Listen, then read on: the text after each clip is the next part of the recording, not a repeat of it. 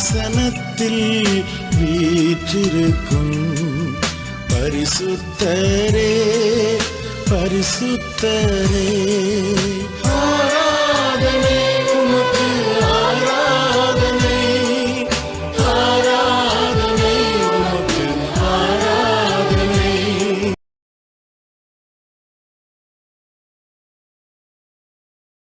கண்களை மூடி ஜெபிப்போமா. எங்களை நேசிக்கிற அன்பின் பரலோக தந்தையே, ஆசீர்வதிக்கப்பட்ட இந்த ராத்திரி வேலைக்கு நன்றி செலுத்துகிறோம். இஸ்ரவேல் காக்க உறங்கமில்ல தூங்கமில்ல சொன்ன தெய்வம் இந்த ராத்திரி வேலை தந்தைக்கு பாரு ஆவியானவர்களோடு கூட பேச முடியும். ஒவ்வொரு வார்த்தையின்படி கிரியை செய்ய முடியும். அந்த வார்த்தை வெறியமா போகக்கூடாது, வெறியுமே திரும்பக்கூடாது. அந்த வந்துக்க ஒவ்வொரு ஆத்மா உள்ளத்தை என் தெய்வம் தொட முடியாது. நீ பேசுங்கப்பா, நீ கிரியை செய்யுங்க, நீ பொறுப்பேற்றுங்க, விடைபெறுங்க, பெரிய காரணம் செய்யுங்க. ஏசு கிறிஸ்துவின் நாமத்தினால் ஜெபிக்கிறோம் ஜீவனுள்ள நல்ல பிதாவே, ஆமென். சரி, இப்போ அது கட்டட வார்த்தைக்காக நம்ம ஆயத்தமா இருப்போம். தேவன் எனக்கு காட்டின ஒரு வசனத்தை நம்ம பார்ப்போம், எடுத்து வாசிப்போம். உபாகம புத்தகம், உபாகமம் 5ஆம் அதிகாரம். உபாகமம் 5ஆம் அதிகாரத்துல 29வது வசனம் வாசிங்க. அவர்களும் அவர்கள் பிள்ளைகளும் என்றென்றைக்கும் நன்றாய் இருக்கும்படி அவர்கள் என்னாலும் எனக்கு பயந்து என் கற்பனைகளை எல்லாம் கை கொள்வதற்கேற்ற இருதயம் அவர்களுக்கு இருந்தா நலமா இருக்கும். கவனிங்கம்மா, இன்னைக்கு கர்த்தர் இந்த ஒரு வசனத்துல 2 வாட்டி சொல்றாரு. என்ன சொல்றாரு? 2 வாட்டி நலமா இருக்கம்னு சொல்றாரு. முதல் தடவை எதுக்கு நலமா இருக்கம்னு சொல்றாருன்னா, நன்றா இருக்கும்படி இன்னொன்று நலமா இருக்கா. நன்றா இருக்கும்படிக்கு எதுக்குன்னா கர்த்தருக்கு பயப்படணும், அது நன்றா இருக்கும். நம்ம நலமா இருக்கணும்னு சொன்னா இதயம் அவருக்கு இருக்கணும். இப்ப நம்ம பார்க்க போற பாயிண்ட் என்னன்னு சொன்னா, இதயத்தை மட்டும் பார்க்கிறோம் நம்ம. அவர்கள் பிள்ளைகளும் என்றென்றைக்கும் நன்றா இருக்கும்படி அவர்கள் என்னாலும் எனக்கு பயந்து என் கற்பனைகள் எல்லாம் கை கொள்வது கேட்ட இதயம் அவர்களுக்கு இருந்தா நலமா இருக்கும். இப்ப ஆண்டவர் எதிர்பார்க்கிற ஒரு காரியம் என்னன்னா, அம்மா கவனிங்க, இதயத்தை மட்டும்தான் தேவன் எதிர்பார்க்கிறார். என் வார்த்தைகளை கை கொள்ளுகிற இதயம் அவர்கள் இருந்தா நலமா இருக்கும். என் கற்பனைகளை கை கொள்ளுகிற இதயம் அவர்கள் இருந்தா நலமா இருக்கும். என் கட்டளைகள் படி நடந்தா அவங்க இதயம் இருந்தா நலமா இருக்கும். அப்ப கர்த்தர் எதிர்பார்க்கிற ஒரு முக்கியமான காரியம் இதயத்தை மட்டும் எதிர்பார்க்கிறார். இந்த இதயத்தை குறித்து ஒரு 3 காரியத்தை நாங்கள் மத்தியில் சொல்ல முடிக்கிறேன். கவனிங்க. முதல்ல ஆண்டவர் இருதயத்தை எதுக்கு கர்த்தர் விரும்புகிறார்? அப்ப சவுல அபிஷேகம் பண்றாரு. சவுல அபிஷேகம் பண்ணும்போது அவன் திருமணவனை அவனுக்கு வேற இருதயத்தை கர்த்தர் கொடுக்கிறார். ஏன் ஒரு மனிதனுக்கு வேற இருதயத்தை கொடுக்கணும் அப்படின்னு சொன்னா, அவன் பிறக்கும் போது தாய்க்காரன் உருவாக்கும் முன்னே பிறக்கும் போது ஒரு பாவம் அவனுக்குள்ள வருது. அவன் பிதாக்கள் செய்கிற பாவம் அந்த பிள்ளை பாவத்தினால பிறகுது. அப்ப அந்த பாவமான இதயத்தின் பாவத்திலிருந்து அவன் பிறக்கிறான். அப்போ முதல்ல இதை நானும் கேள்விப்பட்டிருக்கிறேன். ஒரு கவனிங்க, குழந்தை உருவாக்க முன்ன முதல்ல வந்து இதயத்தை ஃபர்ஸ்ட் வரும். அது நிறைய பேருக்கு தெரியும், அது தெரியாது. அது எனக்கு உணர்வு. முதல்ல இதயத்தை முதல்ல உருவாகும். அதுக்கப்புறம் தான் ஒவ்வொரு உறுப்புகளை படைக்கும். அப்போ முதல்ல இதயம் உருவாகுதுன்னா அந்த இதயம் தேவனுக்கு ஏற்ற போல உருவாகுதா? அதான் முக்கியமான காரணம். தேவனுக்கு ஏற்ற போல உருவாகுதா? அப்ப இதயம் என்னாலும் நன்றா இருக்கணும்னா முதல்ல அவர் கற்பனைகளை நம்ம கை கொள்ளணும். இப்ப சவுலுக்கு அந்த கர்த்தரை கைதை தேடி வருகிறாரு. கைதை தேடி வரும்போது சாமுவேல் திருக்கணிச்சு பார்க்கிறாரு. கர்த்தர் சொல்ற சாமுவேல்கிட்ட, இன்று மதிய நேர ஒருத்தர் அனுப்புகிறேன். அவனை அபிஷேகம் பண்ணிட்டாரு. அவனை அபிஷேகம் பண்ண உடனே அவன் சவுலை விட்டு திரும்பி போகும்போது வேறு இதயத்தை கர்த்தர் அவனுக்கு கொடுத்திருக்கிறார். இதுதான் ஒரு மனிதனுக்கு மாற்றம். அப்ப நம்மளுக்கு எப்படி இதயம் மாற்றம்? அப்ப அந்த இதயம் மாற்றம் நம்ம என்ன செய்யணும் அப்படின்னு சொல்லி ஒரு 3 காரியத்தை நான் மத்தியில சொல்லுகிறேன். முதல் காரியம் என்ன எடுத்துன்னா, 1 சாமுவேல் எடுத்துக்கொள்ளுங்க. 1 சாமுவேல் புத்தகம் 16ஆம் அதிகாரம், அதுல வந்து 7ஆம் வசனம். கர்த்தர் சாமுவேலை நோக்கி, நீ இவனுடைய முகத்தையும் இவனுடைய சரீர வளர்ச்சியையும் பார்க்க வேண்டாம். நான் இவனை புறக்கணித்தேன். மனுஷன் பார்க்கிறபடி நான் பாரேன். மனுஷன் முகத்தை பார்ப்பான், இதயத்தை பார்க்கிறார். கவனிங்க, தேவன் ஒரு மனிதன் தெரிஞ்சு கொள்ளனா முகத்தை பார்க்கிற தெய்வம் அல்ல. ஏன் மனிதன் தெரிந்து கொள்ளுகிறாரு? இல்லத்தை ஏன் தெரிந்து கொள்ளுகிறாரு? அப்ப சாமுவேல் பெரிய தீர்க்கதரிசி, சாமுவேல் ஜெபம் பண்ணாலும் இடிமிக்கத்தை கொண்டு வராரு, சாமுவேல் ஜெபம் பண்ணாலும் ஒரு மாற்றத்தை கொண்டு வராரு. அப்படியே நடக்குது தீர்க்கதரிசி. கர்த்தர் முகமுகமா பேசுற சாமுவேல் கிட்ட, சாமுவேல்னு சொல்லி 3 தடவை கூப்பிடுறாரு. அப்படியாப்பட்ட தீர்க்கதரிசி கூட கர்த்தர் சாமுவேல் சொல்றாரு, நீ போய் ஈசாயின் மகனை ஒருவனை தெரிஞ்சு கொண்டு அவனை அபிஷேகம் பண்ணினான். ஆனா அவனுக்கு பையன் 8 பிள்ளைங்க இருக்கிறாங்க. ஆனா சாமுவேலோட நோக்கம் என்னன்னா, ஒருவேளை மூத்த பிள்ளை தான் அழகா இருக்கிறான், இவனெல்லாம் கர்த்தர் தெரிஞ்சு கொண்டாருன்னா. அப்ப கர்த்தர் சொல்றாரு, இவனை நான் தெரிஞ்சு கொள்ளவில்லை, மனுஷன் பார்க்கிறபடி நான் பார்க்க மாட்டேன். மனுஷனை வெளித்தோற்ற சாயல பார்க்கலாம், ஆனா கர்த்தரை உள்தோற்றத்தை பார்க்கிறாரு. அப்ப உள்தோற்ற இதயத்தை ஆராய்ந்து பார்க்கிற தெய்வம் எதுக்காக கர்த்தர் உள்ளத்தை ஆராய்ந்து பார்க்கணும்? அப்ப நம்ம வந்திருக்க ஒவ்வொரு மனிதனும் முகத்தை பார்க்க உள்ளத்தை பார்க்கிறாரு. இப்ப எல்லாரும் வந்திருக்கிறா கர்த்தர் ஏன் உள்ளத்தை ஆராய்ந்து பார்க்கிறாரு? இப்ப முதல்ல ஒரு மனிதன் தெரிஞ்சு கொண்ட பிறகு இவனை கர்த்தர் தெரிந்து கொண்டான்னு சொன்னா முதல் வேலை என்ன திரும்ப நடக்கும் அவனுக்கு? அதுல வசந்த வாசிப்போம். அது 1 சாமுவேல்ல 12ஆம் வசனத்தை வாசிங்க. ஆள் அனுப்பி அவனை அழைப்பித்து அவன் சிவந்த மேனியும் அழகிய கண்களும் நல்ல ரூபமுள்ளவனா இருந்தான். அப்பொழுது கர்த்தர் இவன் தான் நீ எழுந்து இவனை அபிஷேகம் பண்ணு என்றார். அம்மா முதல்ல கவனிங்க, ஒரு மனிதனை கர்த்தர் தெரிஞ்சு கொள்ளான்னா முதல்ல அவனை அபிஷேகம் பண்ணணும். தேவனோட நோக்கத்திட்டா அதுதான். இப்ப அபிஷேகம் எதுக்கு அப்படின்ட்டு இன்னொரு சப்ஜெக்ட்ல வர நான் சொல்லுகிறேன். அப்ப தேவன் தெரிந்து கொள்ளுகிற மனிதனை எதுக்காக? இதயத்தை பார்த்து கர்த்தர் அபிஷேகத்தை ஊற்றுகிறார். இதயத்தை பார்த்தா கர்த்தர் அபிஷேகம் ஊற்றுவார். இப்ப சாமுவேல் முகத்தை பார்த்து தைலத்தை ஊற்றுற அபிஷேகம் பண்றான். பாருங்க, அந்த வசனத்தை பாருங்க. அந்த 5ஆம் வசனம் 6ஆம் வசனம் வாசிங்க. அவர்கள் வந்தபோது அவன் 5 வாசிங்க. 5 அதற்காக சமாதானம் கர்த்தருக்கு பலியிட வந்தேன். நீங்கள் உங்களை பரிசுத்த பண்ணிக்கொண்டு என்னுடனே கூட பலி விருந்துக்கு வாருங்கள் என்றான். மேலும் ஈசாயையும் அவன் குமாரரையும் பரிசுத்தம் பண்ணி அவர்களை பலி விருந்துக்கு அழைத்தான். அவர்கள் வந்தபோது அவன் எலியாவை பார்த்து கர்த்தரால் அபிஷேகம் பண்ணப்படுபவன் இவன் தானா என்றான். அம்மா நல்லா கவனமா கேளுங்க. சாமுவேல் வெளித்தோற்றத்தை பார்த்து ஒருவேளை கர்த்தர் இவன் தான் அபிஷேகம் பண்ணுகிறாரா அப்படின்னு சொல்லாரு. ஆனா 7ஆம் வசனம் சொல்றாரு, கர்த்தர் சாமுவேலை பார்த்து இவன் அல்ல. அப்ப அந்த வீட்டுக்குள்ள எத்தனை பேர் இருக்கிறான்னு சொன்னா மொத்தமே 8 பேர் இருக்கிறான். தகப்பன் ஒருத்தர் 7 பிள்ளைகள், கடைசி பிள்ளைகள் தான் 6 மேய்க்கிறான். அப்ப வீட்டுக்குள்ள இருக்கிற 7 பிள்ளைகளை கர்த்தர் வெளி தோற்றத்தை பார்க்கல, உள் தோற்றத்தை பார்த்தாரு. ஆனா சாமுவேல் உள் தோற்றத்தை பார்க்கல, வெளி தோற்றத்தை பார்த்தாரு. இப்ப கர்த்தரோட நோக்கம் என்னன்னா உள்ள பார்த்துட்டா முதல்ல அந்த அபிஷேகம் இருங்க.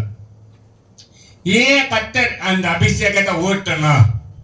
ஏன் அவனுக்கு பச்சத்தை போய் இப்ப தாவீது வராரு, நல்லா கவனிங்க. அந்த 12ஆம் வசனத்துல கவனிச்சிங்க. ஆடு மேய்க்கிறவன் அவன் தகப்பன் சொல்ற ஆடு மேய்க்கிறான்னு, ஆடு மேய்க்கிறீங்க எங்க சுத்தமா வருவான்? அவன் நடந்து போகும்போது வேறு தண்ணி வர்ற பிள்ளை மேலெல்லாம் போகணும், அந்த ஆடெல்லாம் மேய்க்கணும். அந்த ஆடெல்லாம் ஓட்டும் போது அந்த மேல இருக்கிற அந்த முடி தோல்லாம் நம்ம மேல படம் ரொம்ப டெஸ்ட் இருக்க, வேறு தண்ணி இருக்க, ஐக்கா இருக்கும். ஆனா வீட்டுக்குள்ள 7 பேர் இருக்கிறாங்க. அவங்கள சாமுவேல் சொல்றான், நீங்க எல்லாரும் பரிசுத்தம் பண்ணி கொண்டு வாங்க. ஒவ்வொருத்தரும் பரிசுத்தம் பண்ணி வராங்க. ஆனா ஒவ்வொருத்தரும் இவன் மேல தான் அபிஷேக தைல ஊத்துறமா, இவன் மேல தான் ஊத்துறமான்னு சொல்லி சாமுவேல் யோசிச்சுட்டே இருக்கிறான். ஆனா ஒருத்தனை கர்த்தர் தெரிந்து கொள்ளவில்லை. அப்போ ஆடு மேய்க்கிறவனை போயிட்டு ஆள் அனுப்பி அவனை வர சொல்லு, அவன் வரக்க வெயிட் பண்றேன்னு சொல்லுவாங்க. அவன் ஆடு மேய்க்கிறவன இன்னும் கொல்லிக்கல, பரிசுத்தம் பண்ணல, எதுவுமே செய்யல, வஸ்திரத்தை மாத்தல. ஆனா உள்ள வரும்போது ஆண்டவர் சொல்றார், இவன் தான் அபிஷேகம் பண்ண. அப்போ அவன் உள்ள வரும்போது கர்த்தர் வெளி தோற்றத்தை பார்க்கல, உள் தோற்றத்தை பார்த்தேன். அப்ப அவன் உள்ள அவன் எப்படி இருக்கிறன்னா தேவனுக்கு ஏற்ற போல இருக்க. இவங்க எப்படின்னு சொன்னா 7 பேர் தேவனுக்கு ஏற்ற போல இல்லை. ஆமென் சொல்லுங்க. அப்போ உள்ள வந்த உடனே கர்த்தர் சொல்றாரு, இவனை நீ அபிஷேகம் பண்ணு. ஏன் தாவீதை மட்டும் கர்த்தர் அபிஷேகம் பண்றாரு?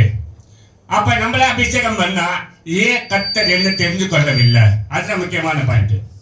இதுலதான் ஒரு சப்ஜெக்ட் முக்கியமா இருக்குது. இப்ப அபிஷேகம் நான் பெற்றேன், நான் ரசிக்கப்பட்ட ஞானஸ்தானம் பெற்றேன், என் மேல அபிஷேகம் இருக்குது எல்லாரும் சொல்லலாம். அது சாட்சி தான், உண்மைதான். ஆனா அந்த அபிஷேகம் எதுக்கு கொடுத்தாரு கர்த்தர்? சொல்லுங்க, எதுக்கு கொடுத்தாரு? எதுக்குமா கொடுத்தாரு சொல்லுங்கம்மா. வாசிப்போம் அப்போஸ்தலர் நடபடி புத்தகத்துல எதுக்கு கொடுத்தாருன்னு சொல்றேன் பாரு. அப்போஸ்தலர் நடபடி புத்தகம் 13ஆம் அதிகாரத்துல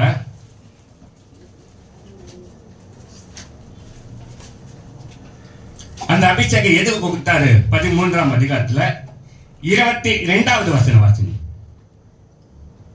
பின்பு அவர் அவனை தள்ளி தாவீதை அவர்களுக்கு ராஜாவாக ஏற்படுத்தி ஈசாயின் குமாரனாக தாவீதை என் இதயத்துக்கு ஏற்றவனாக கண்டு எனக்கு சித்தமானவைகள் எல்லாம் அவன் செய்வான் என்று அவனை குறித்து சாட்சியை கொடுத்தா. அப்போ கவனிங்க, நல்லா கவனிங்க.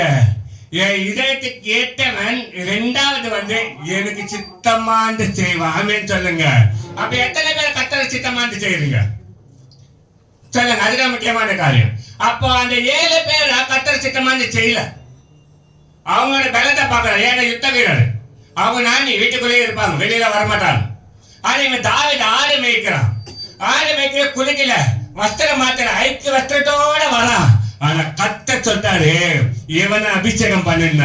ஆனா மீதி பேர் 7 பேர் பசுத்த பண்ணிட்டாங்க. ஆனா அபிஷேக தைலத்தை ஊத்துல. அப்ப உள்ள வந்த மேல அபிஷேக தைலத்தை ஊட்ட ஏன்? எனக்கு சித்தமாண்டு அவன் செய்வா. அப்ப உங்களை தெரிஞ்சு கொண்டு அபிஷேகம் ஊட்டுகிறான்னு சொன்னா எனக்கு சித்தமாண்டு செய்யணும். அப்ப தேவன் சொல்றாரு, நான் பரலோகத்துல இருந்து இறங்கி வந்தேன், என் பிதாவின் சித்தத்தின் மாதிரி நான் செய்ய வந்தேன்னு அவர் சொல்லியிருக்கிறாரு. அப்ப நீங்களே நானும் யார் சித்தத்தின் மாதிரி செய்யலாம்? அப்ப நீங்க நன்றா இருக்கும்படிக்கு என் கற்பனைகள் எல்லாம் உங்க இதயத்தில் இருந்தா நலமா இருக்கின்றது. அப்ப முதல்ல தேவன் சொல்லுகிற வார்த்தை நான் கேட்டு தேவன் இதை செய்ய வேண்டும் என்று சொல்ல விரும்பினா அதை நான் செய்கிறேனா? தேவன் இதை செய்யக்கூடாது என்று சொன்னா அதை நான் செய்யாம இருக்கிறேனா? இல்லையே. செய்யக்கூடாதுன்னு சொன்னா நம்ம செய்யலாம், இதை செய்யும் சொன்னா இதை செய்ய மாட்டோம். அப்ப தேவன் எதிர்பார்க்கிற முதல் அபிஷேகம் இதயத்தை கேட்ட தாவீது எதுக்காக அபிஷேகம் பண்ணுனா எனக்கு சித்தமானது அவன் செய்வான். அப்ப நான் உன் மேல அபிஷேகம் வச்சிருக்க எதுக்காக சொன்னா என் சித்தன் மாதிரி அல்ல, என் அனுப்பின பிதாவின் சித்தன் மாதிரி நீ செய்வ என்று சொல்லிட்டா உன் மேல அபிஷேகத்தை ஊட்டி என் இதயத்துக்கு ஏற்ற மகள் என்றார். என் இதயத்துக்கு ஏற்ற மகள் சொன்னார். அப்ப நம்ம அவர் சித்தன் மாதிரி வாயாம அப்ப நம்ம எல்லாவற்றையும் நம்ம ஓடுகிறோம். ஆனா அது அவருக்கு விருப்பம் இல்ல, அவருக்கு விருப்பமே இல்ல. அப்ப அவர் சித்தம் என்ன? அது ஒரு கேள்வி இருக்குது. அவர் சித்தம் என்ன பாருங்க. அப்போஸ்தலர் நடபடியில அவன் சித்தன் வந்து என்னன்னு சொல்றாரு பாருங்க. 9ஆம் அதிகாரத்துல 6ஆம் வசனம் வாசிங்க. அவன் நடுங்கி திகைத்து ஆண்டவரே நான் என்ன செய்ய சித்தமா இருக்கிறேன் என்றார். நான் என்ன செய்ய சித்தமா நடங்கற அப்படியா? அம்மா கவனிங்க, நம்ம மேல அபிஷேகம் தான் நம்ம நடக்கிறோம் ஆண்டருக்கு. கொஞ்சம் யோசித்து பாருங்க. அபிஷேகம் தான் நம்ம நடக்கிறோம். அப்ப சவுல் நடக்கிறான். எப்படி நடக்கிறான்னு தெரியுமா? இப்ப நம்ம என்ன வசனம் பார்த்தோம் அந்த உபாகமம் புத்தகத்துல 5ஆம் அதிகாரத்துல அந்த வசனப்படி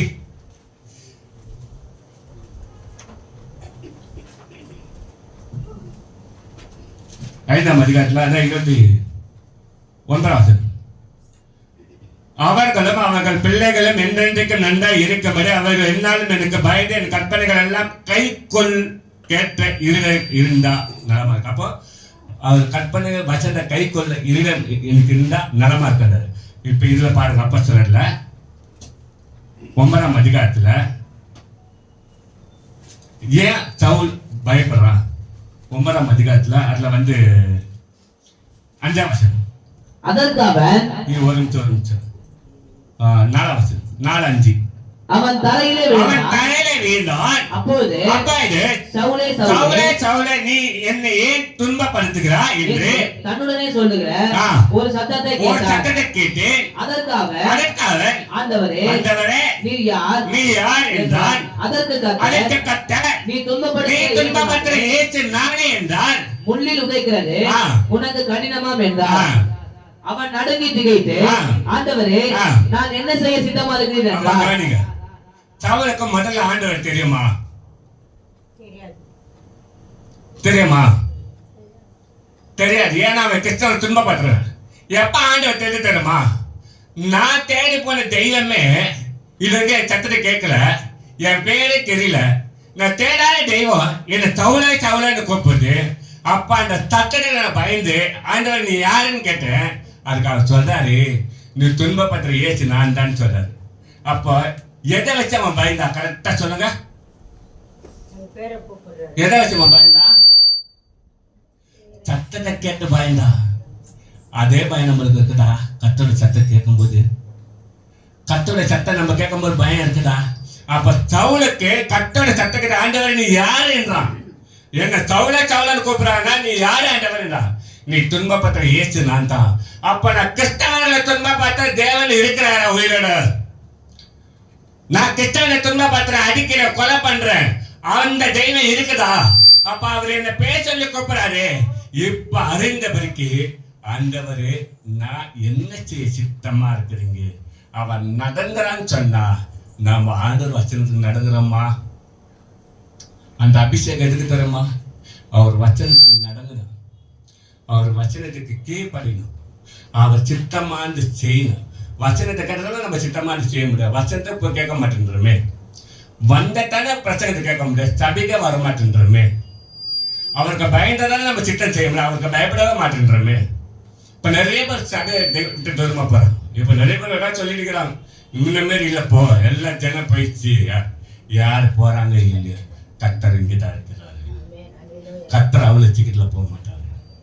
ஏன்னா கர்த்தர பிரச்சனை இருக்க கொஞ்ச நாள் தான் ஜாப்பு, அதுக்கப்புறமாட்ட கர்த்தர் நிரப்புவார். அழைத்தவர் வெளியுமே அனுப்புகிற தெய்வம் அல்ல. அவர் தேடி வரவர்களுக்கு நன்மை செய்யறாருன்னா, அவர் அழைத்து நிக்க வச்சு அந்த மனுஷனை கொண்டு எல்லாருக்கும் நன்மை செய்யறாருன்னா எப்படி வெளியுமே விடுவாரு?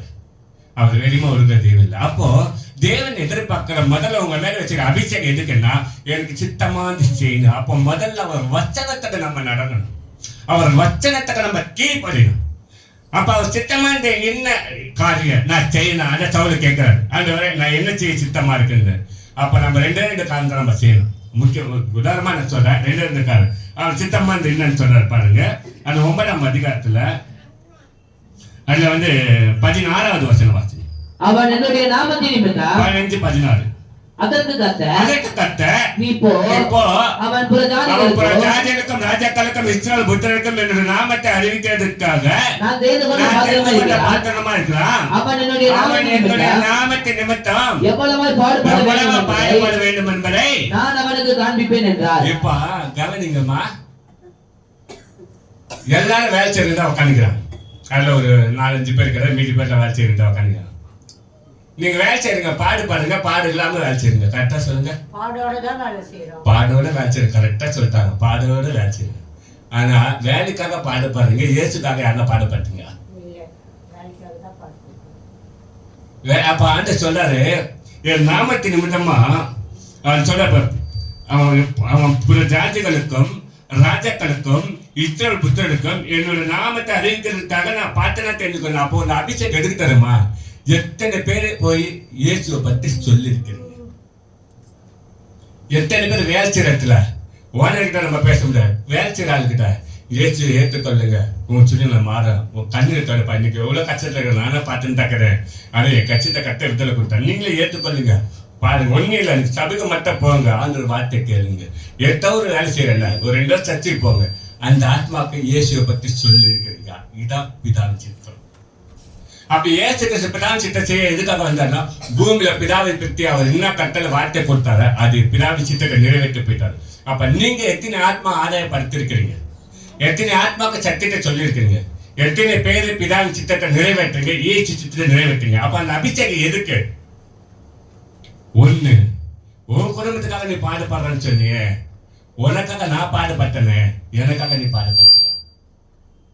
உனக்காக பாடச்சில சுமந்தனே, எனக்காக நீ என்ன செஞ்ச? உன் குடும்பத்துக்காக ஓடி ஓடி வைத்து உடம்பெல்லாம் வலிக்கு தாங்க முடியலன்னு சொன்னிய, அந்த பலவீனம் உனக்கு வரக்கூடாது, நான் பாடச்சில சுமந்தேன். வேறு சின்ன கஷ்டப்பட்டேன், பயங்கரமா தலைவலி, தூக்கம் இல்லைன்னு சொல்லு, அந்த வேதனை வரக்கூடாது நான் முன்முடி சுமந்தேன்.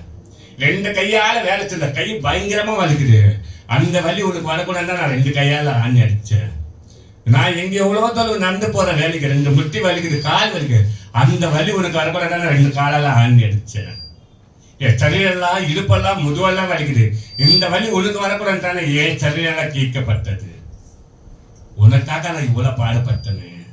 நீ யாருக்காக பாடுபடுற? உன் குடும்பத்துக்காகவா, எனக்காகவா? அந்த அபிஷேகம் எதுக்கு? உன் குடும்பத்துக்கு கஷ்டப்படுறதுக்கா? இல்லை, என் சித்தத்தை நிறைவேற்றதுக்கு. ஆமென் சொல்லுங்க. இந்த சத்தமா இல்லையா சொல்லுங்க. அப்ப முதல் காரியம் பிதாவின் சித்தத்தை நிறைவேற்றணும். அந்த பிதாவின் சித்தத்தை நிறைவேற்றதான் அந்த அபிஷேகம் ஒரு வச்சிருக்கிறார். அந்த பிதாவின் சித்தம் என்ன? எத்தனை பாடுகள் வந்தாலும் நான் சபையை விடக்கூடாது. இப்போ உங்களுக்கு தெரியும், நீங்களே சாட்சி, சபைக்குள்ள எவ்வளோ எதிர்பார்த்துச்சு, பிரசங்கத்துக்கு விரோதமா எழும்பிட்டாங்க.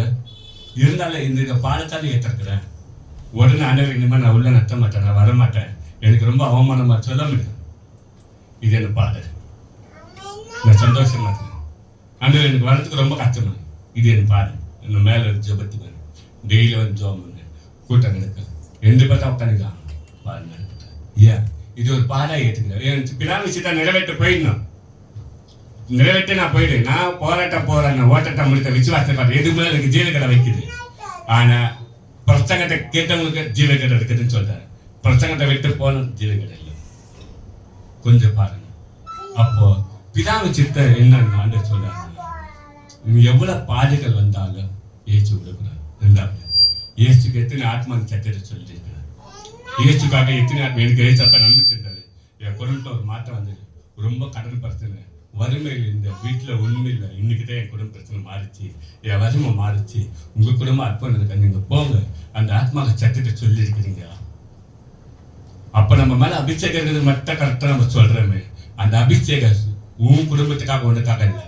அந்த அபிஷேகம் நீ இன்னொருத்தர் ஆத்மா ஆயத்தப்படுத்தி நீ பாடல்கள் அனுபவிக்கிறதுக்காக அபிஷேகம். அந்த அபிஷேகம் அவருடைய சித்தத்தை நிறைவேற்றதான் அந்த அபிஷேகம். அதுதான் தைவன் ஆண்டவர் சொல்றாரு, தாவீது என் இதயத்தை கேட்டவன், என் சித்தமான அவன் செய்வான். அப்ப என் மகள் என் இதயத்தை கேட்ட, எனக்கு சித்தமான என் மகள் செய்யும். அந்த வாஞ்சி ஆண்டு உங்களை குறித்து பேசணும். உங்களை குறித்து ஆண்ட சொல்லணும், என் மகள் என் சித்தமான செய்வான். இது நம்ம தேவ சித்தம் இல்லை. இப்போ ஒரு வேலைக்கு போறோம், அது வீட்டு வேலையா இருக்கட்டும், ஆபீஸ் வேலையா இருக்கட்டும், எந்த வேலையா இருக்கட்டும், நீங்க போட்டு யார் சித்தத்து மாதிரி வேலை செய்றீங்க? நம்ம சித்தத்து மாதிரி சேர்ப்பாங்க. இல்ல, இங்க வான்னா வரணும், உட்காருனா உட்காரணும், ஏழுன்னா ஏழணும், போன்னா போகணும். அப்போ அந்த வேலை கூட ஓன சித்தத்தை செய்யறேன்னா, இங்க ஜீவனை கொடுத்த உனக்கு ஆண்டவர் அவர் சித்தத்தை நீங்க செய்யறீங்களா? கொஞ்சம் யோசித்து பாருங்க. வேலை கொடுக்க ஓனர் என்ன சொன்னாலும் போய் செய்யுங்க. ஓன அவர் சித்தம் என்ன அதுதான் செய்யணும். அது செஞ்சா அதுக்கேற்ற கூலி. ஆனா அவர் உனக்கு இலவசமா ஜீவனே கொடுத்திருக்கிறாரு, இலவசமா ரத்தமே சிந்திருக்கிறாரு, இலவசமா முள்முடியை சுமந்தாரு, இலவசமா சிலுவை சுமந்தாரு, இலவசமாக மறித்தாரு. அவருக்காக நீ என்ன செஞ்ச? அவர் சித்தத்தை நிறைவேற்றலையா? அவருக்காக நீ ஓடுங்க, அவருக்காக ஆத்மாவை சத்தியத்தை சொன்னீங்க, அவருக்காக நீ பாட அனுபவிச்ச. எனக்கு வந்தாலும் பரவாயில்ல ஆண்டவரே, எனக்கு பலவீனமா இருக்குது, பரவாயில்ல நான் சபைக்கு வருவேன். ஏன் உன் சித்தம் நான் 2 மணி நேரம் என் பலவீனம் வந்தாலும் நான் உன் பாதத்துல உட்காந்துக்கிறேன். ஏன்னா என் பலவீனத்தை இதில் கொடுப்பேன். இப்ப இயேசுவை தேடி வரும் வியாதியோட வந்தா திருப்பி வியாதியோட போய்க்கலாங்க யாருன்னா? அது தரித்திரமே கிடையாது, தரித்திரமே இல்லை.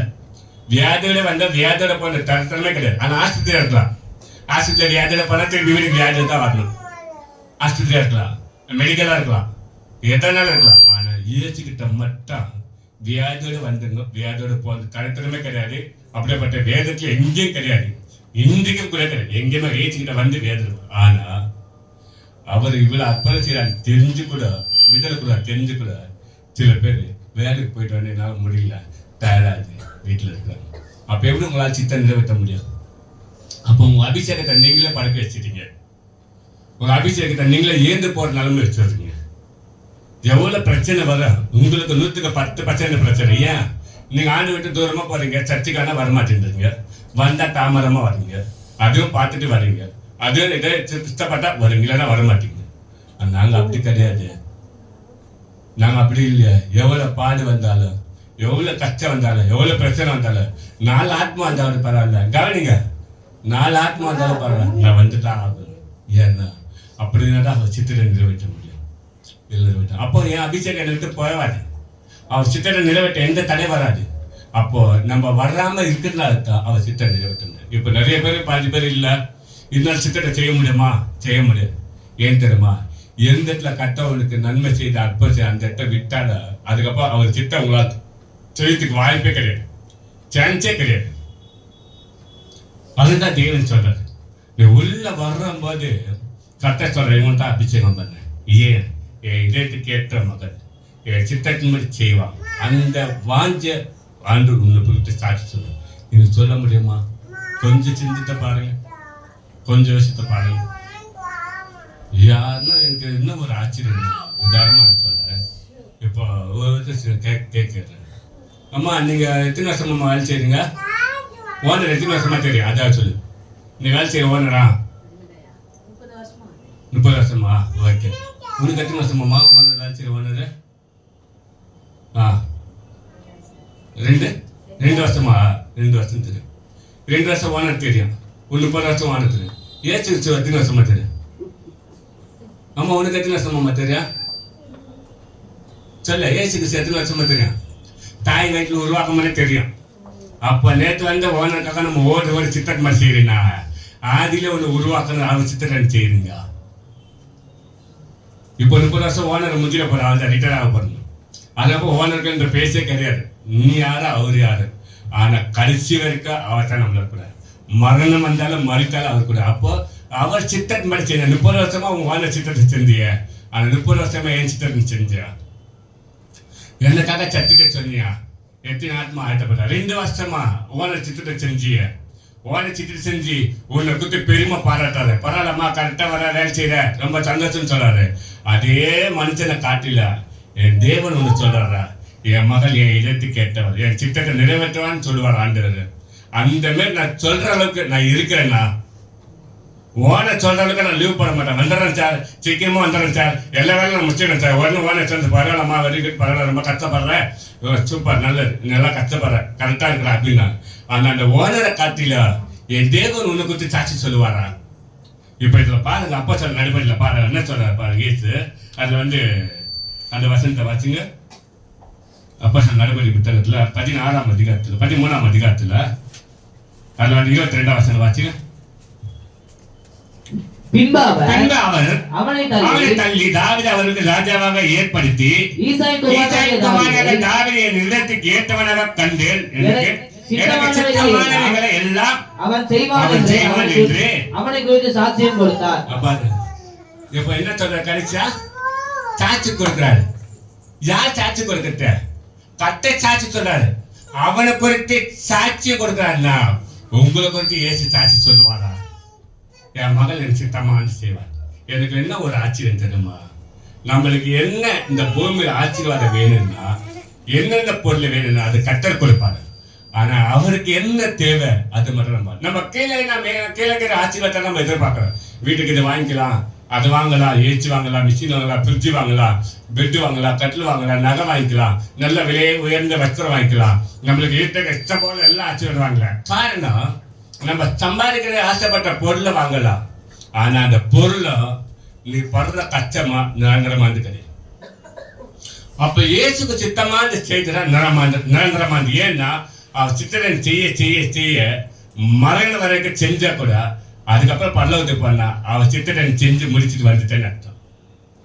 அவர் சித்திரன் செஞ்சு முடிச்சுட்டு வந்துட்டவா, இங்க 30 வருஷம் ஆச்சு, இன்னும் 5 வருஷம் ரிட்டையர் ஆக போற.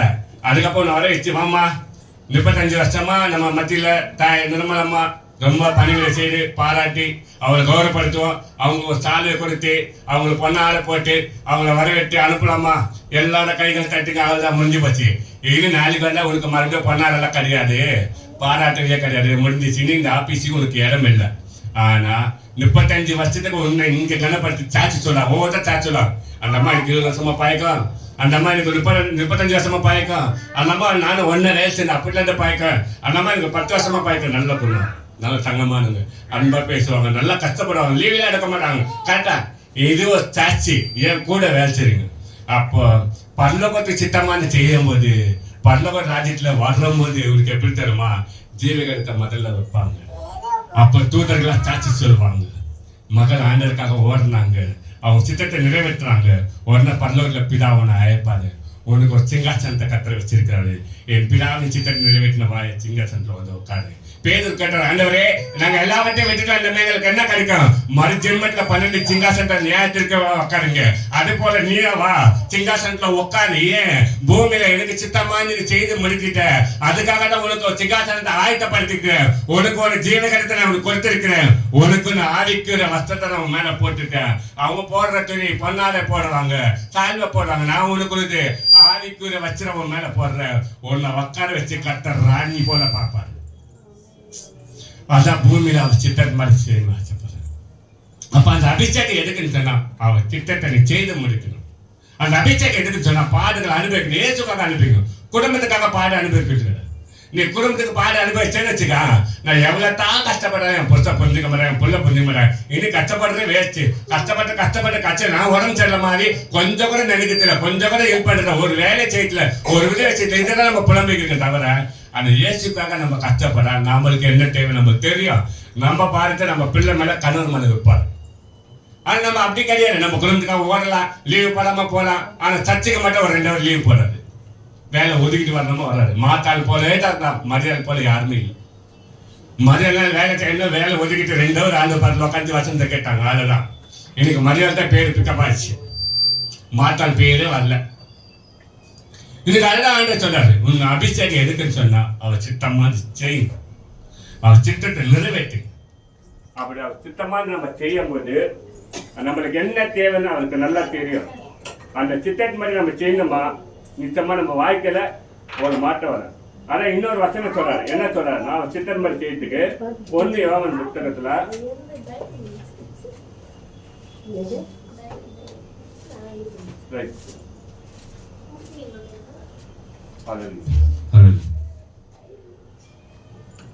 ஒன்று யோவான் புத்தகத்துல 5ஆம் அதிகாரத்துல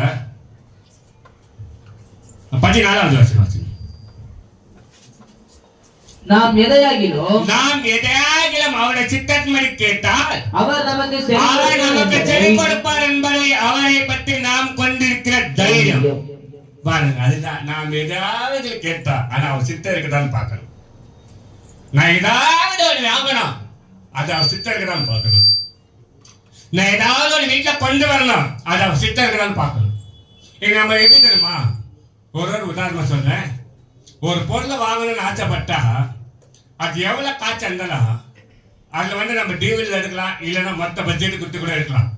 சில பேர் என்ன பண்ணுவாங்க தெரியுமா, அந்த வருமானத்துக்கு ஏற்ற ஒரு நாள் கூட பிரேக் போடாம போவோம், ஒரு நாள் லீவு போட மாட்டோம். ஏன்னா அது வாங்கணும், அது லீவு போட மொத்த பணத்தை சேர்த்து வச்சு வாங்கி அவங்க மனசை சந்தோஷம் நிறைவேற்றுறோம். இதை வாங்கிறதுக்கு எவ்வளவு கஷ்டப்படும் தெரியுமா. ஒரு நாள் கூட லீவு போடாம நான் போயிட்டு இந்த பொருளை வாங்கி வச்சேன். ஆனா அந்த பொருள் நிரந்தரமா, அது நிரந்தரமா, அதுவும் மனசு சந்தோஷம் கொடுக்கமா.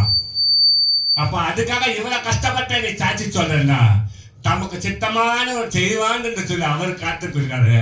அவர் சாட்சி சொல்லுவாங்க. ஒரு பொருள் வாங்கறதுக்காக கஷ்டப்படுறோம், ஒரு நகை வாங்கறதுக்காக கஷ்டப்படுறோம். விலை ஏறிச்சு, இப்பயே வாங்கி வச்சுக்கலாம், அப்புறமா கொஞ்சம் இன்னும் விலை ஏறிட வாங்க முடியாது.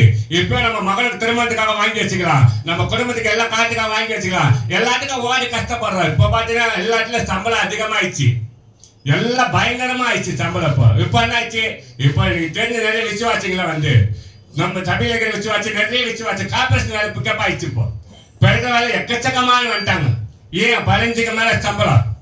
இப்ப மெயின் எங்க போது எல்லாருக்கும் அங்க. ஆனா அதுல ஒரு முக்கியமான ஒரு கண்டிஷன் என்ன தெரியுமா, ஓனரு வேலைக்கு வரதான் தான் நான் கொடுக்கட்டான் தான் லீவ் எடுக்கணும். ஓகே சார், நான் கண்டிப்பா லீவ் எடுக்கணும். கட்சியில பல ஞாயிற்றுக்கிழமை இல்லை, அப்போ கூட கவலை இல்லை அவங்களுக்கு. அதுதான் எனக்கு ரொம்ப துக்கமா இருக்குது. ஞாயிற்றுக்கிழமை லீவு கிடையாதுட்டாங்க. நாங்க எப்ப சொல்றோமோ அப்ப வரணும் சேர்ந்தாங்க. அவன் கொடுக்குற ஒரு மாதம் 15,000 ரூபாய்க்கு அந்த வேலை கொடுக்குற ஓனர் சித்தத்தை நிறைவேற்றான். உனக்காக வெளியேறப்பட்ட ரத்தத்தை கொடுத்தாரு, அவர் சித்தத்தை நிறைவேற்றல. ரொம்ப இன்னொரு முக்கியமான ஒரு காரியம் என்னன்னா, அபிஷேகம் இருக்கிறவங்க கர்த்தர் யாருக்கு அடிமை ஆக்க மாட்டார், அடிமை இருக்க விட மாட்டார். அதான் இப்ப சொல்றாரு பாருங்க அந்த வசனத்துல என்ன சொல்றாரு, நான் விதாகில அவட சித்தம். அப்ப நான் கேட்கட்ட அவன் சித்தம் இருக்குதா, நான் கேட்கட்ட அவன் சித்தம் இருக்குதா, அதை நம்ம பார்க்கணும். ஆனா நாம அவருக்கு சித்தம் இருக்குதே இல்லை, எனக்கு சித்தம்பா, இதை வாங்கிறதுக்கு எனக்கு சித்தம், நான் போறதுக்கு எனக்கு சித்தம், வேலை செய்யறதுக்கு எனக்கு சித்தம். ஆனா அவருக்கு எனக்கு சித்தம். அதுக்கு இதனால தான் நம்ம வாழ்க்கையில ஒரு மாற்றம் இல்லை. இது நம்ம அடிமையா இருக்கு. உண்மையாலுமே சொல்றேன், இப்போ எங்க வீட்டுக்கு என்ன தேவை அப்படின்னு சொல்லி காத்திருந்தோமா, ஆண்டு பார்த்துட்டு காட்டு ஆண்டவரே இதை வாங்க சித்தமான ஒரு விஷயம். இதுதான் தேவன் பார்த்து அதுக்கேற்ற ஒரு பொருளை நம்மளுக்கு கொடுக்குறாரு, அதுக்கேற்ற தேவை சந்திக்கிறார். அந்த நேரத்தில் ஒரு வாட்டி ஏசி வாங்கணும், ஏசி வாங்க சத்தியாசூரில் ஏசி வாங்கணும்னு உடனே நம்பர்லாம் வாங்கிட்டாங்க. நம்பர் வாங்கிட்ட திடீர்னு கால் பண்ணுறான், சார் வாஷிங் மிஷின் வாங்கி சார், பாதிக்கு பாதி அமௌண்ட்டு 32,000 ரூபாய் வாஷிங் மிஷின் ஆட்டோமேட்டிக்கு 16,000 ரூபாய் நான் உங்களுக்கு ஆப்பில் கொடுக்குறோம் அப்படின்னாங்க. எனக்கு ரொம்ப வருத்தமாச்சு. அம்மா எங்ககிட்ட காசு இல்லை அப்படின்னு. ஒன்றும் இல்லை சார், 1000 ரூபாய் டோக்கன் அனுப்பிச்சு கொடுத்துருங்க, வாஷிங் மிஷின் வீட்டில் அனுப்பிச்சிடுறேன், அப்புறமா கொடுத்துருங்க. எங்க பொருசாவத்தில் சத்தியா கேச்சு வாங்கிக்கல. அப்போ பாருங்க, நம்ம எதுக்கு அவர் சித்தமாக காத்திருக்கிறோமோ நம்மளுக்கு தேடி எல்லாமே வர வைப்பார். ஆனால் நாம் அவர் சித்தன் மாதிரி காத்திருக்காம நம்ம சித்தன் மாதிரி சிந்திச்சு எல்லாமே ஆப்போசிட்டாக போயிடும். அப்போ அந்த அபிஷேகத்தை முதல்ல அடிப்படும். அவர் இதயத்தை ஏற்றப்போ நம்ம இருக்க மாட்டோம், எல்லாமே அடிப்பட்டோம். நிறைய பேர் தெரிஞ்சுக்க மாட்டோம். நானே சில பேர் சொல்லிக்கிறேன், சர்ச்சை விடாதீங்க, சர்ச்சை போங்க. ஏன் சர்ச்சைக்கு என்ன இருக்குது? ஆண்டு வந்து மகிமை பட்ட பிறகு அவர் வார்த்தை கேட்பார், அவள் தான் முடிஞ்சு போச்சுல.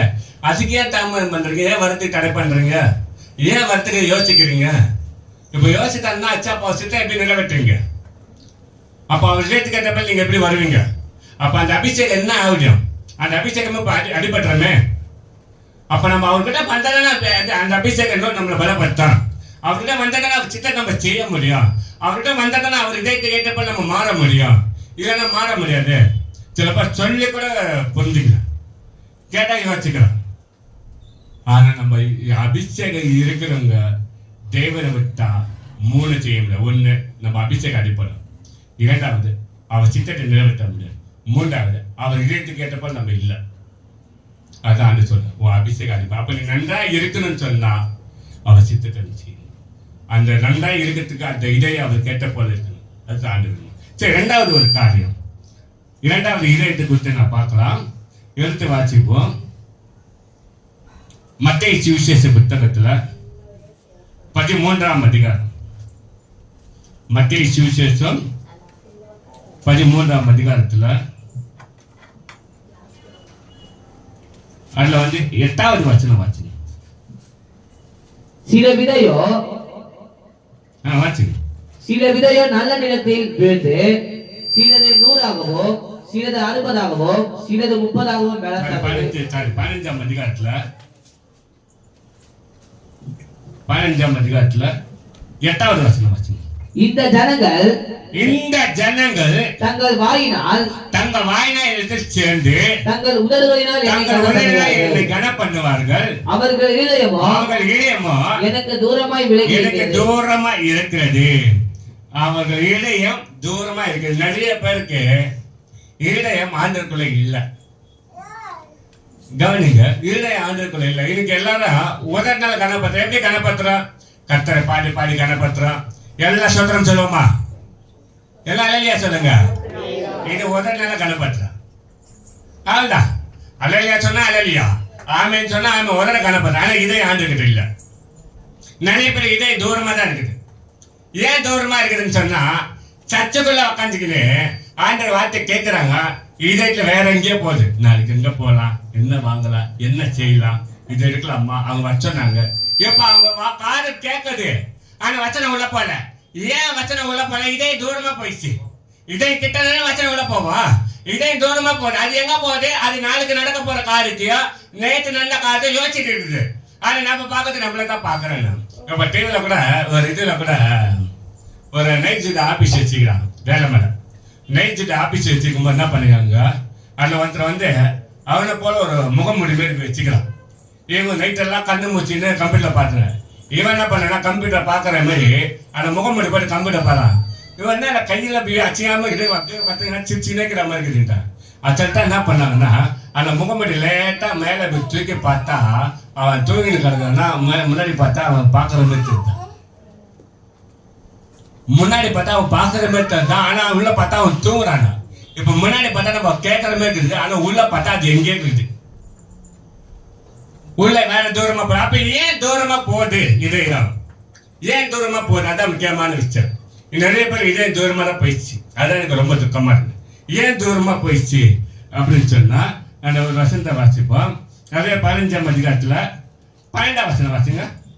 அப்பொழுது ஆ, அவருடைய சீஷர்கள் அவரிடத்தில் வந்து ஆ, பரிசேயர் ஆ. இந்த வசனத்தை கேட்டு ஆ. இடர்கள் அடைந்தார்கள் என்று பாருங்க, அப்பொழுது அவருடைய சீஷர்கள் அவரிடத்தில் வந்து பரிசேயர் இந்த வசனத்தை கேட்டு இடர் அடைந்தார்கள் என்று அறிவீராக என்றார்கள்.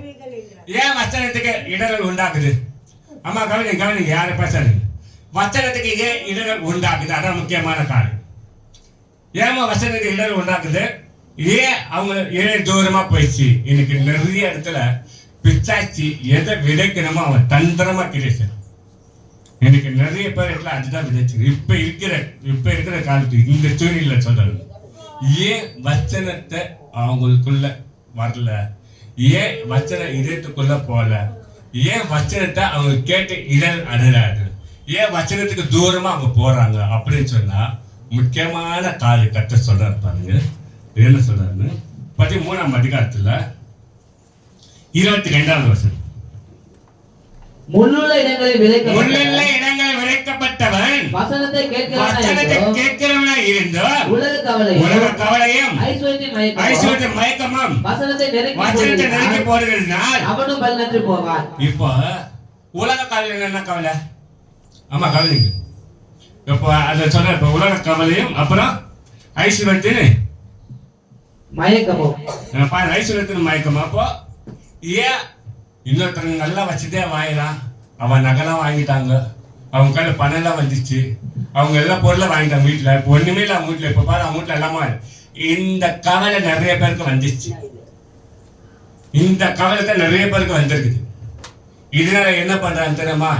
அடுத்தவங்களை பார்த்து நான் எப்படியாவது வாங்கணும், நான் எப்படியாவது செய்யணும், நான் எப்படியாவது இது பொருளை எப்படியாவது இது காட்டணும். அப்பதான் என்னுடைய ஆசை நிறைவேறும். அப்பதான் எனக்கு மனசு நிம்மதியா இருக்கா. அது வரைக்கும் எனக்கு நிம்மதியா இருக்காது. அப்படின்னா அந்த வச்சனம் உள்ள போல இப்போ இரவும் பகலமா இருந்தாலும் சரி, இல்ல வாரம் ஓய்வதம் மாசம் ஓய்வதமா இருந்தாலும் சரி, நான் எப்படியாவது வேலை செஞ்சு அதை நான் வாங்கிடுவேன். அப்போ உலகத்தின் ஐஸ்வர்யம் மயக்கிச்சு. இப்போ பொருளை பார்த்த மயக்கிறது. எனக்கு இது நல்லா இருக்கு, அது நல்லா இருக்கு, அது என்ன ரேட்டு வாங்கல. ஏன் இப்போ எந்த வேலைக்கு போனாலும் 15,000 ரூபாய் மேல சம்பளம், 10,000 ரூபாய்ன்ற பேச்சே இல்லை. இப்போ எங்கேயுமே எல்லாம் மாறிடுச்சு. ஆனா இந்த பண ஆசை வந்த உடனே இப்போ வச்சனம் நெருங்க போட ஆரம்பிச்சிச்சு. அதான் முள்ளுள்ள இடங்களில் விதைக்கப்பட்ட வச்சனம். இப்போ வச்சனம் நெருங்க போது வச்சனம் உள்ள சேர்க்க மாட்டேன். ஏன் வச்சனம் உள்ள சேர்க்க மாட்டேன் அப்படின்னு சொன்னா அதுல வந்து எபிரேயர் 13:5 படி. எபிரேயர் 13:5 சீக்கிரம். நீங்கள் பணாசை இல்லாதவர்களாக இருந்து உங்களுக்கு இருக்கிறது போதும் என்று எண்ணுங்கள். நான் உன்னை விட்டு விலக முறையில் உன்னை கைவிடுவதில்லை என்று கர்த்தர் சொல்லிக்காரு. அப்போ ஆண்டவர் என்ன சொல்ற? ஏன் பண்ணாச்சுன்னா இப்போ உதாரணமா என்கிட்ட இருக்கிறத இதுதான். ஓய்யக்காரர்கிட்ட ஏடிஎம் வச்சுக்கலாம், ஜிபே வச்சிருக்கலாம், பேங்க் வச்சிருக்கலாம், அக்கௌண்ட் வச்சுக்கலாம். என் பேங்க்ல பாத்தீங்கன்னா 4 ரூபாய் இருக்குது. நெட்டமால பேங்க் புக்கு வச்சுக்கிறேன் 4 ரூபாய் தான் இருக்குது. அதுக்கு மேல காய்ச்சே கிடையாது. அப்போ எனக்கு பணாட்சி தேவை. ஆனாலும் எவ்வளவு இருக்குதோ அதுவே போதும். அதுக்கு மேல ஆசைப்படக்கூடாது. அதுக்கு மேல ஆசைப்பட்டா வசனம் நெருக்கி போடும், வசனம் கிரியை செய்யாது.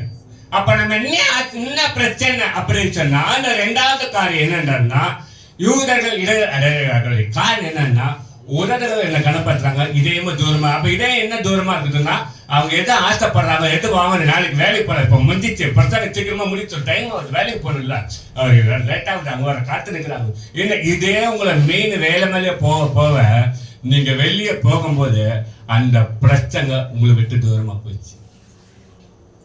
அந்த பிரச்சனை உங்களை விட்டு தூரமா போயிடுச்சு. ஏன்னா உங்களுக்கு ஓடுற ஓட்டத்துல நீங்க துடிக்கிற துடியில நீங்க வாஞ்சியில ஓடுறீங்க, பரவாயில்ல, சந்தோஷம்.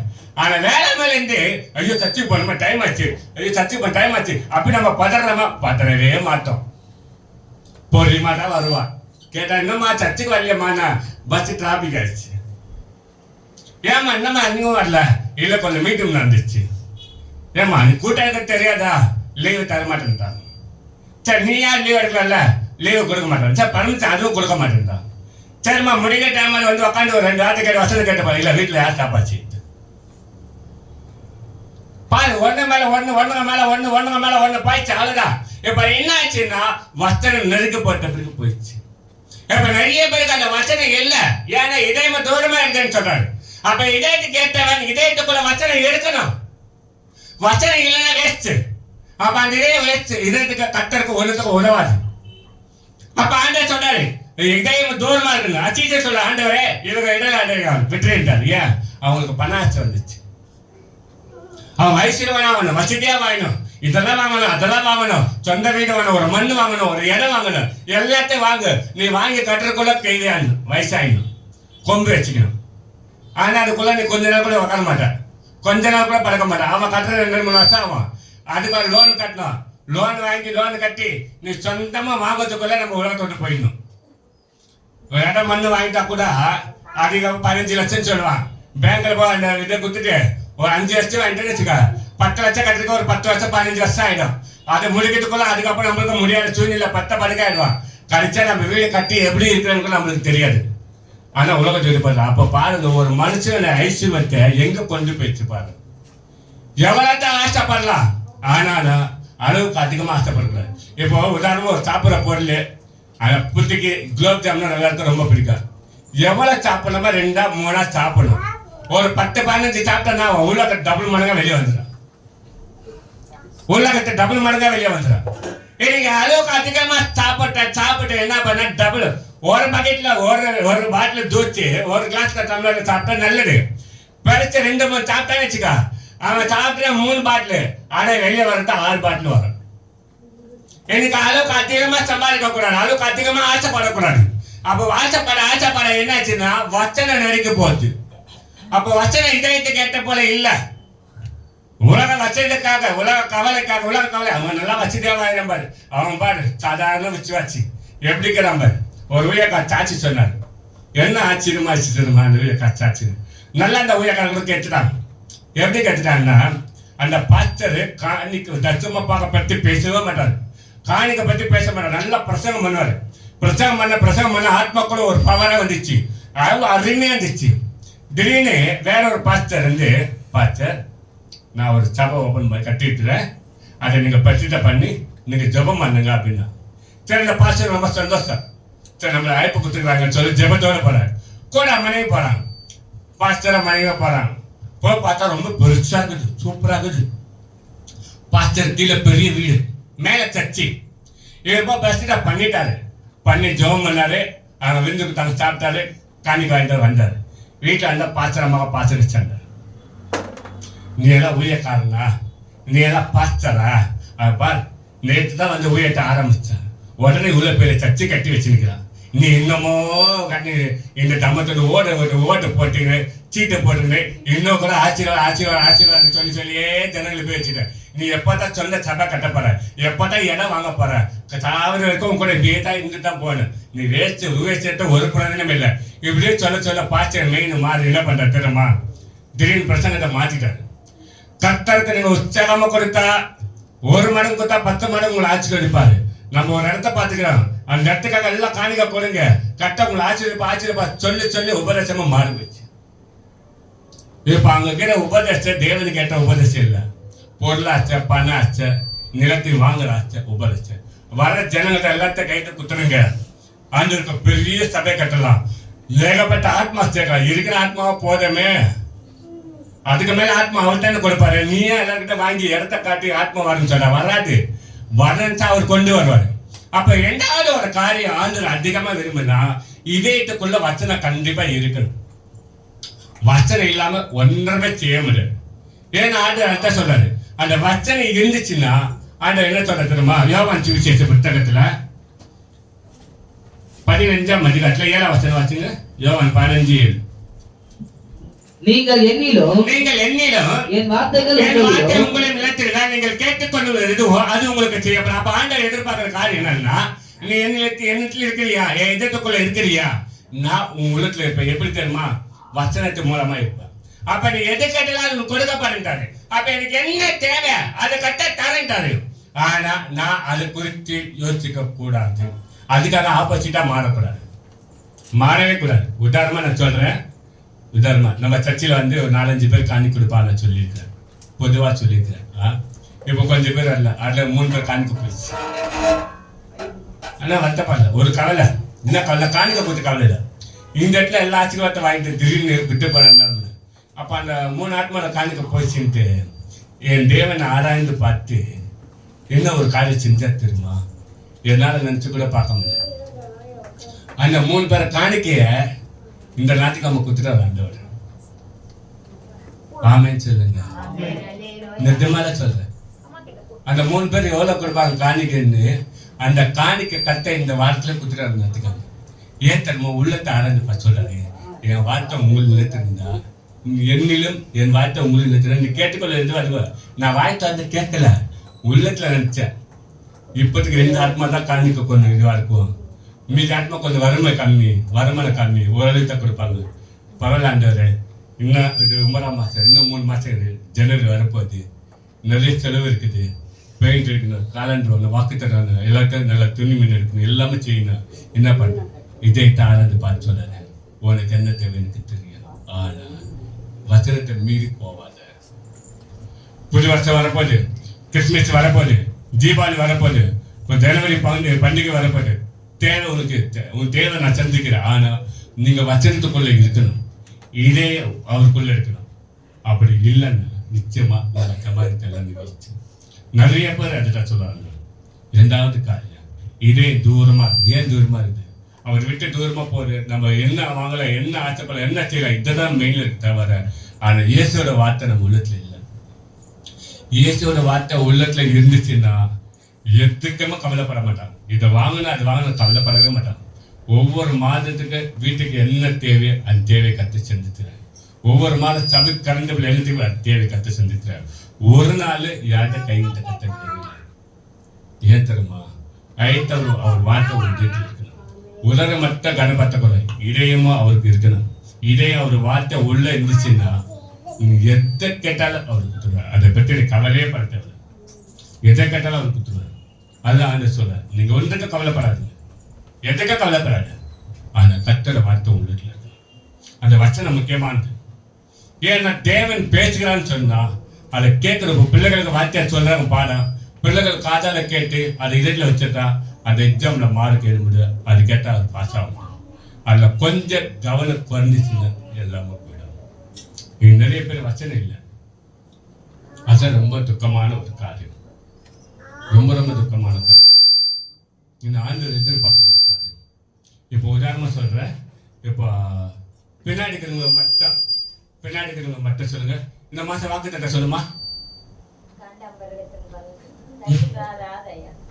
இந்த மாசம் வாக்கு தட்ட சொல்லுங்க.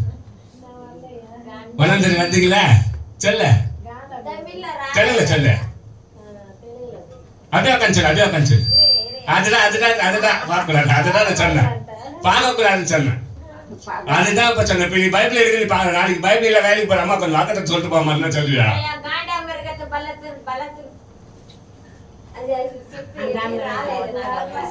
இதுதான் முக்கியமான விஷயம். இதுதான் இப்ப நம்ம சொல்றது எவ்வளவு தாமரமா இருக்கு பத்தியா.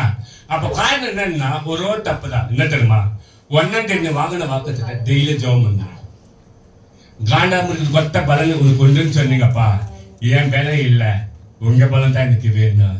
இப்ப நான் வேலைக்கு போறேன், அந்த பலம் என் பலம் இல்லை, உன் பலம் தான். நான் வீட்டுல வேலை செய்றேன், அது ஏன் பலம் இல்லை, உன் பலம் தான். அந்த காண்டாமிருக்கு கொத்த பலத்தை கொடுங்க அப்படின்னு நம்ம ஜெபம் பண்ணுமா, அந்த வாக்குத்தத்த வசனம் நம்ம மனசுல இருக்கவே. இது நம்ம ஜெபம் பண்ணது இல்லையா?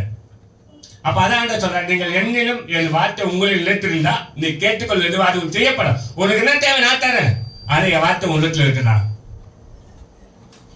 இல்ல. நம்ம வேலை தான் உள்ளத்துல இருக்குது, நம்ம இது வாங்கணும் உள்ளத்துல இருக்குது. கிட்னிச்சு வர்றது, தீபாவளி வருது, பொருளெல்லாம் ஆப்பு கொடுக்க போறாங்க. எது வாங்கினா 1 ஃப்ரீ, எது வாங்கினா பாதிக்கு பட்ஜெட்.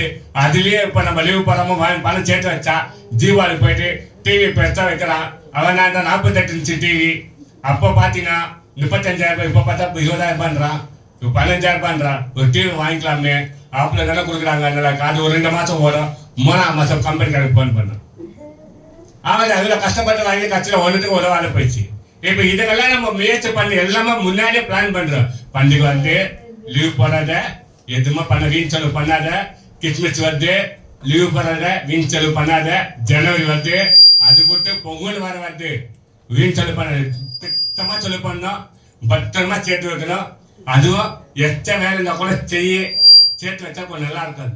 இதெல்லாமே நம்ம சேர்த்து வைக்கலாம். ஆனா ஒண்ணுத்துக்கு ஒரு எல்லாமே இப்ப என்கிட்ட இருக்கிற பணம் நிரந்தரமா என்கிட்ட இருக்கக்கூடாது, போயிடணும் வெளியே. அதானே இதை சொல்லுறதுதானே தேவை. சும்மா இதே பாயில சின்னத்துக்கு தேவையில்லை, போட்டுருந்தோம். ஒன்று இது எல்லாருக்கிட்டே போகணும், சுத்திக்கிட்டே இருக்கோம். ஒரே மனுஷன் இருக்காது, சுத்திக்கிட்டே இருக்கா. ஆனா வசனம் மட்டும் சுத்திக்கிட்டே இருக்காது, உனக்குள்ளதான் இருக்கும். வசனம் சுத்திக்கிட்டே இருக்காது எல்லாருக்கிட்ட, உனக்குள்ளதான் இருக்கா, உனக்கும் அவருக்கு தான் இருக்கா. ஆனா பணம் ஒரே மனுஷன் இருக்காது. இன்னைக்கு நான் கடையில் பணம் ஏதாவது வாங்கினேன், கடை ரெண்டு போய் நாளைக்கு ஒருத்தங்கிட்ட போயிடும், இன்னொருத்தங்கிட்ட போய் வே சுத்திக்கிட்டே இருக்கும் பணம். ஆனா வசனம் மட்டும் சுத்திக்கிட்டே இருக்காது, உனக்குள்ளேயே தான் இருக்கா. அதுதான் சொல்றாரு, நீங்கள் என்னிலும் என் வார்த்தை உங்களை நிலைத்திருந்தா நீ கேட்டுக்கொள்வது எதுவும் அது செய்யப்படும். நீ கேட்டுக்கொள்வது அது உனக்கு செய்யப்படும். அந்த வாக்குக்கு மட்டும் கேட்டாலும் நான் செய்வேன், என்னை குறித்த பிரச்சனை நீ கேட்டாலும் நான் செய்வேன். ஆனா உன் வேலை நீ நம்பாத, உன் வேலை கொடுக்குற ஓனரை நம்பாத, உன் பலத்தை நீ நம்பாது. ஏன்னா ஒரு நாள் ஓனரை கை விட்டுருவான், ஒரு நாள் வேலையை கை விட்டுருவான், ஒரு நாள் உன் பலமும் ஒரு கை விட்டுறான். கழிச்சா நம்ம தள்ளப்பட்ட மகளா இருப்போம். அதான் என்ன சொல்றாரு, அவங்க இடத்துல உண்டாக்குறாங்களா ஐயோன்றார், அன்று விட்டுருன்றார். அப்ப நாம ரெண்டாவது தெரிஞ்சுட்டு தேவனுக்கு இதயத்துக்கு ஏற்றுந்தா முக்கியமானது பார்த்துங்க. அதிகமா சம்பாதிக்கணும்னு ஆசைப்படாதீங்க, அழுவாட வச்சுங்க, போதும். எனக்கு எவ்வளவு தேவையோ அவ்வளவு போதும். ஆனா அப்படி சம்பாதிக்கணும், உனக்கு ஏதாவது வாங்க, ஒரு வீடு வாங்கணும், சொந்தமான கட்ட சந்திப்பாரு, நிச்சயமா சந்திப்பாரு. எப்படி தெரியுமா, அவருக்கு தேவை சந்தித்து ஒரு மனுஷன் ஆயத்தப்பட்டினா உன்னை தேடி வந்து இந்த மாதிரி விற்க போறேன் திடீர்னு தோண்டிச்சு, உங்கள்கிட்ட எவ்வளோ கூட வாங்கிக்க. இதுதான் தெய்வம் சித்தம். இல்லை ஒரு மண் இருக்குது, இடம் இருக்குது, நான் விற்க போறேன், உங்கள்கிட்ட இருக்க கூட நான் உங்க பேர்ல மாற்றி கொடுத்தேன் வச்சுக்க. இதுதான் தேவன் சித்தம். தேவன் உனக்கு செய்வார். ஆனா நீ அதை வாங்கிறதுக்காக இரவு பகல் ஓடி கஷ்டப்படாது, உன் பலவனை போக்கலாம். ஏன்னா வசனம் உனக்குள்ள இல்லைன்னா பலவனை பிரச்சனை தான். வசனம் இருந்துச்சுன்னா நிச்சயமா உனக்கு பிரச்சனை இல்லை, ஒரு தேவை சந்தி பார்ப்போம். இதயத்துல தேவன் ஐஸ்வர்யத்தை நம்ம ஆசைப்படக்கூடாது. ஏன்னா ஒருத்தர் ஐஸ்வர்யம் பாருங்க, லாசர் வாசல் இருந்தா, ஐஸ்வர்யம் மேஜையில் இருந்தா, ரெண்டு பேர் செத்தாங்க. லாசர் ஆபிரகாம் மடியில போயிட்டான், ஐஸ்வர்யவன் பாதாளத்துல வேதனை படுறாங்க. இப்போ கொஞ்சம் நம்ம வச்சுதான் வந்து ஆசைப்படணுமா, நான் சுகபாவமா வாங்கணும் ஆசைப்படணுமா, நான் நல்லா சம்பாதிக்கணும்னு ஆசைப்படணுமா? வேண்டாம். உனக்கு என்ன தேவை நான் தரேன். ஏன்னா இந்த பூமியில இருக்கிற எல்லா ஆசீர்வாதமும் பரலோகத்துக்கு செல்லாது. ஆனா பரலோகத்துல எல்லா ஆசீர்வாதமும் பூமிக்கு செல்லும். ஏன்னா அது பூமிக்கு விட்டா உங்களுக்கு கொடுக்கும், பரலோகத்துல இருந்தா வர. ஆனா கீழே கட்டி எதுவுமே மேல போவாது. கீழான நோக்கி பார்க்காது என்றார். ஏன் கீழான நோக்கி பார்க்க சொல்றா தெரியுமா? அது ஒரு வசந்த வாசிங்க, இது ஒன்று சொல்லி முடிச்சிடுறேன். மத்தேயு சுவிசேஷம் 4ஆம் அதிகாரம்.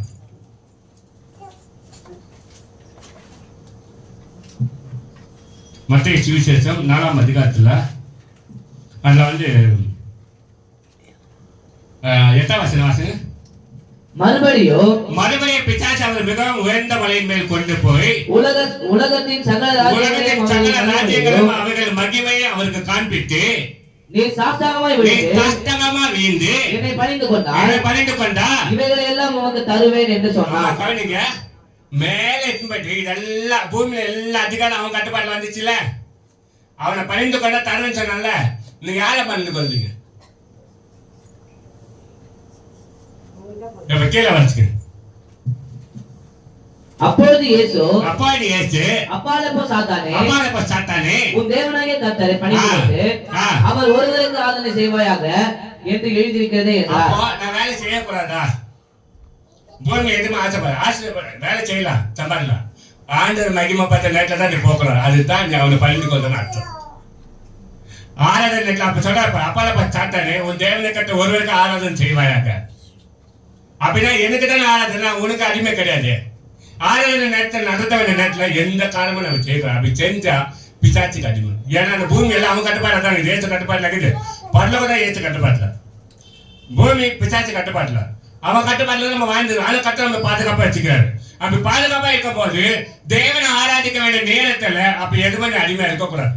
அப்படி அடிமையா இருந்தா அது பிசாச்சுக்கு அடிமை. அதான் சொல்றாரு பாரு, பிசாச்சு என்ன சொல்றாரு பாரு, உலகத்தின் சக்கர மறுபடியும் பிசாசு அவர் மிகவும் உயர்ந்த மலையின் மேல் கொண்டு போய் உலகத்தின் சக்கர ராஜ்யங்களும் அவைகளை மகிமை அவர் காண்பித்து, நீ சாஷ்டாங்கமா வீழ்ந்த பணிந்து கொண்டா இவைகளை உனக்கு தருவேன் அப்படின்னா.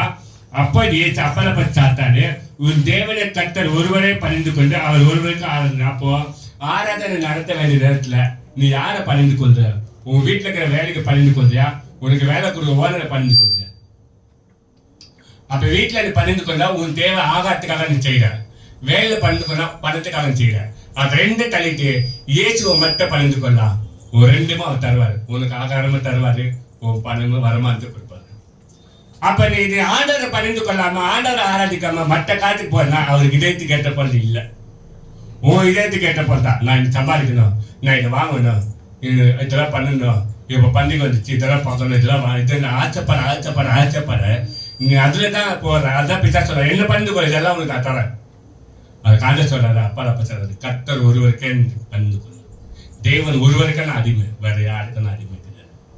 அவர் இதயத்தை ஏன் இதே இல்லை, அவர் இதே எனக்காக கொடுக்கப்பட்டது. அவர் சித்தத்தை நிறைவேற்ற இந்த பூமியில வச்சிருக்காரு. அதுதான் எனக்கு ஜீவனை கொடுத்துருக்காரு. ஏன் சித்தத்து மரியாதை அவர் சித்தன் மொழி. அப்ப அவர் சித்தனை நம்ம நிறைவேற்றினா நிச்சயமா நடக்கிறார். அதான் முதல் காரியம். அவர் சித்தம் உண்மையில அபிஷேகம் இருந்தா அவர் சித்தன் மாதிரி செய்யுங்க, பாட அனுபவிச்சுங்க, அவருக்காக வாங்க. ரெண்டாவது அவர் இதயத்துக்கு ஏற்ற போல இருக்கணும். அவர் வச்சனம் எப்பவுமே நம்ம உள்ளத்துல இருக்கணும். வச்சனம் இல்லாம நம்மளால இருக்க முடியாது.